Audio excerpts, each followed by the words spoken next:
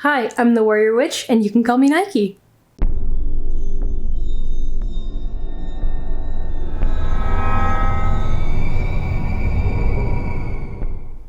I'm trying something a little bit new and secret with my microphone, so I'm really hoping that the sound quality on this is good.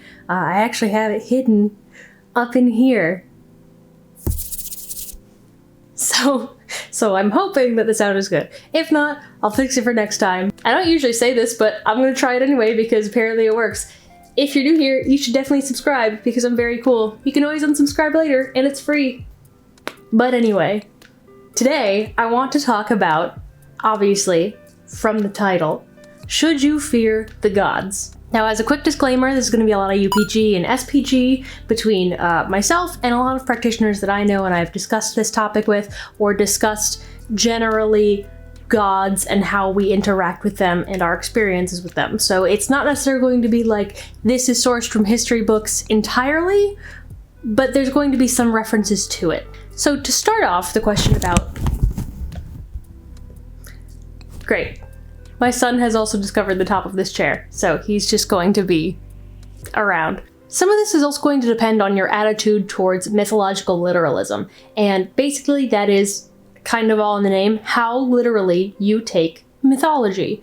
Instead of recommending a video I've posted here, I'm actually going to recommend a podcast episode I've done on Magnolias Magic here, because I can get the thing right.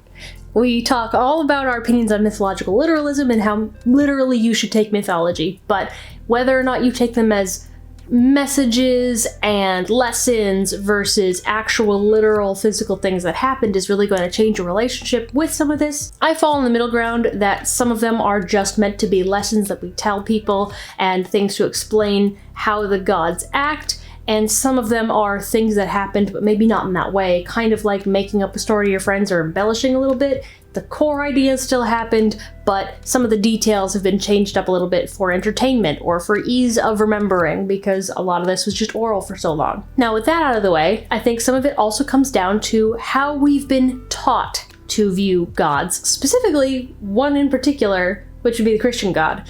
A lot of this conversation is in part influenced by Christian culture in the Western world, especially in America, in the UK, in a lot of Europe. Christianity being so widespread, it means that a lot of the ideas we have about religion and about God and about all those sorts of things really gets influenced by Christian culture. And so the way that pagans coming out of Christianity view pagan gods ends up being a lot like the Christian view of God, that he's all-powerful, almighty, that we should fear him because he is known for smiting people who go against him and he'll send you to hell, that whole thing. So a lot of people have that same idea. If I give the wrong offering, if I do the wrong thing, they don't use the word sin, but in essence the idea is if I commit a pagan sin, are they going to send me to pagan hell?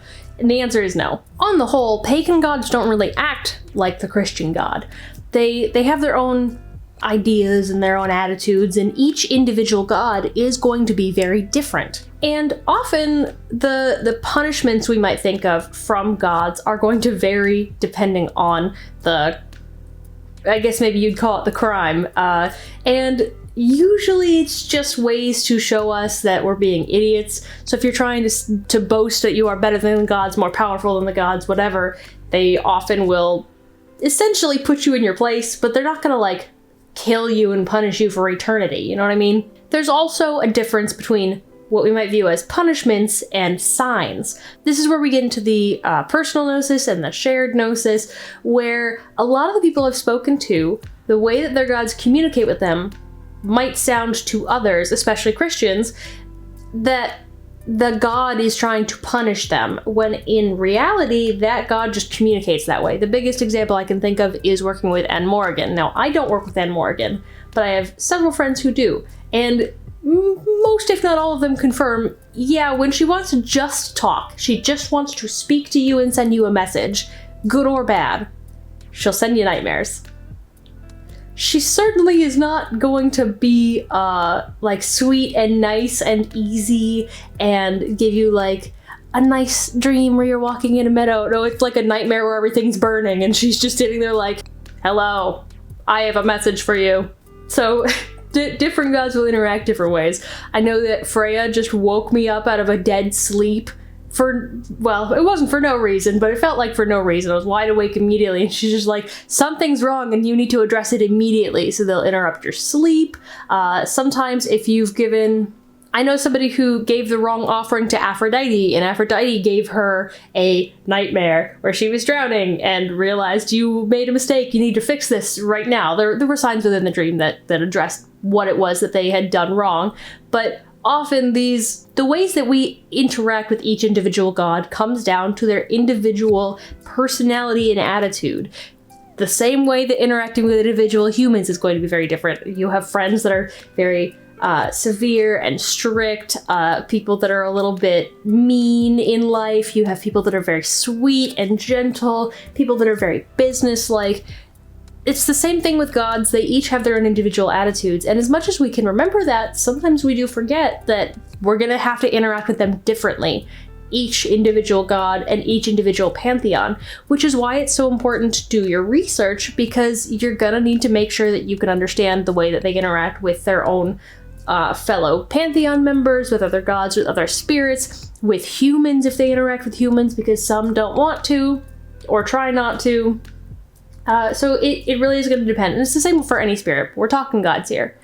So when it comes to actually speaking with the gods, working with the gods, what's the right kind of etiquette? And this is going to vary, of course, depending on the god, depending on the pantheon, depending on the spirit, etc. But generally, you just want to be respectful and you want to try to listen. If you're trying to interact with them, come in prepared, try to know what they like, and try to make sure that you're not being a dick.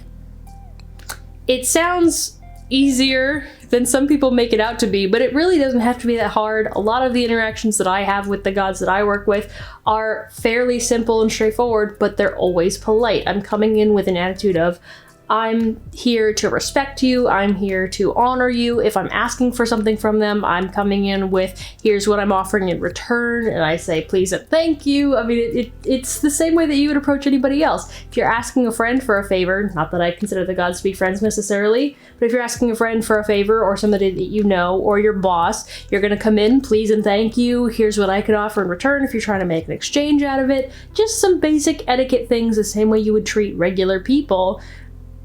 But maybe it'd be easier to think of it as your boss, because I usually do.